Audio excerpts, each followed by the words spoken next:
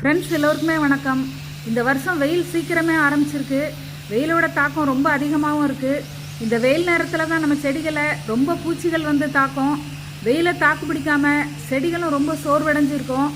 நம்ம இப்போ இந்த வெயில் காலத்துக்கு ஏற்ற ஒரு கரைசல் தான் தயாரித்து தெளிச்சுக்கிட்டு இருக்கோம். இந்த கரைசல் பயிர் ஊக்கியாகவும் செயல்படுது, பூச்சி விரட்டியாகவும் செயல்படுது. நம்ம எல்லோர் வீட்லேயுமே கத்தாழை வளர்ப்போம். அந்த கத்தாழையும் 2 மடல் எடுத்துக்கிட்டோம். கூடவே நம்ம வீட்டில் வெங்காயத்தோல் இருக்கும், அதையும் எடுத்துக்கிட்டோம். கொஞ்சம் மஞ்சள் பொடியும் சேர்த்துக்கிட்டோம். இந்த 3 பொருளையும் வச்சு தான் இந்த கரைசல் செய்திருக்கோம்.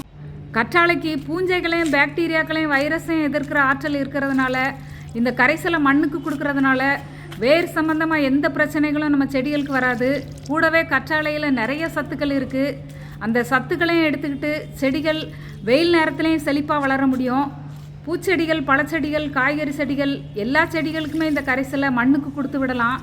அப்படி மண்ணுக்கு கொடுக்கறதுனால இந்த சம்மர்லேயும் செடிகள் இந்த மாதிரி பச்சை பசேல்லையும் செழிப்பாக நிற்கும்.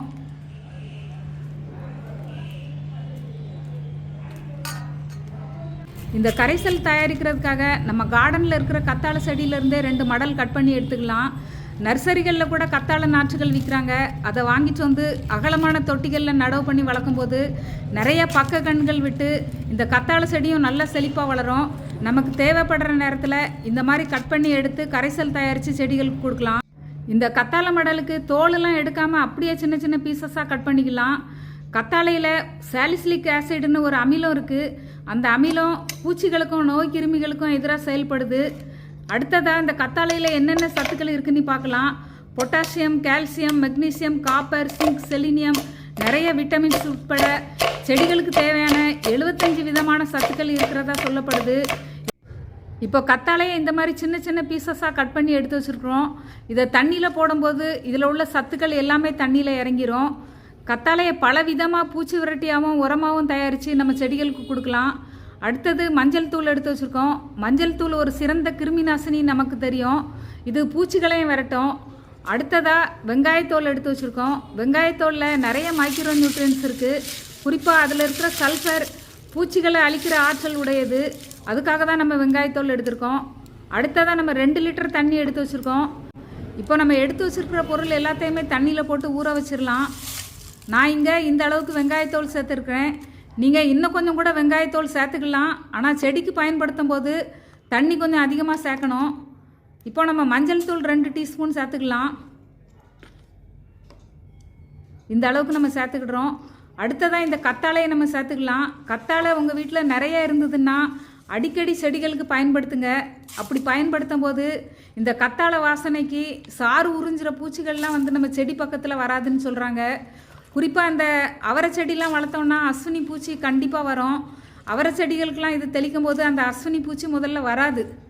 இப்போ இந்த மாதிரி எல்லாத்தையுமே போட்டுக்கிட்டோம். நல்லா கைனால் மிக்ஸ் பண்ணிவிட்டு ஒரு மூடி போட்டு நிழல் பாங்கான இடத்துல அப்படியே வச்சிடணும்.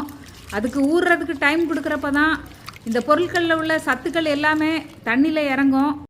இப்போ நம்ம கரைசல் ரெடியாகி செடிக்கு கொடுக்குறதுக்கு தயாராக இருக்குது. நம்ம மேல்கொண்டு தண்ணி கலந்து செடிகளுக்கு கொடுக்கலாம். நம்ம ஆரம்பத்தில் 2 லிட்டர் தண்ணி எடுத்திருந்தோம். இப்போ மேல்கொண்டு இன்னொரு 2 லிட்டர் தண்ணி கலக்க போகிறோம். அதாவது 1 மடங்கு தண்ணி கலக்க போகிறோம். நீங்கள் ரொம்ப சின்ன செடிகளுக்கு ஸ்ப்ரே பண்ணி விடுறதா இருந்தால் மேல்கொண்டு இன்னொரு 2 லிட்டர் தண்ணி கலந்துக்கலாம்.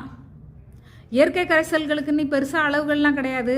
நம்ம ரொம்ப திக்காக செடிகள் மேலே ஸ்ப்ரே பண்ணியும் விடக்கூடாது, மண்ணுக்கு கொடுக்கவும் கூடாது.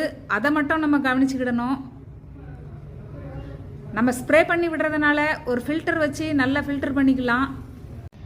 ஃபில்டர் பண்ணும்போது கிடைச்ச திப்பிகளை கம்போஸ்ட் பின்லையும் போட்டு விடலாம். பெரிய செடிகளோட தொட்டியோட மேல் பரப்புலையும் போட்டு விடலாம். மேல் பரப்பில் போட்டு விடுறதுனால ஒரு மல்ச்சிங் மாதிரி செயல்படும்.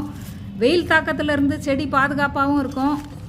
மக்கி இதுவே உரமாகவும் செடிகளுக்கு போய் சேரும். அதனால் நம்ம எதையுமே வேஸ்ட் பண்ண வேண்டாம்.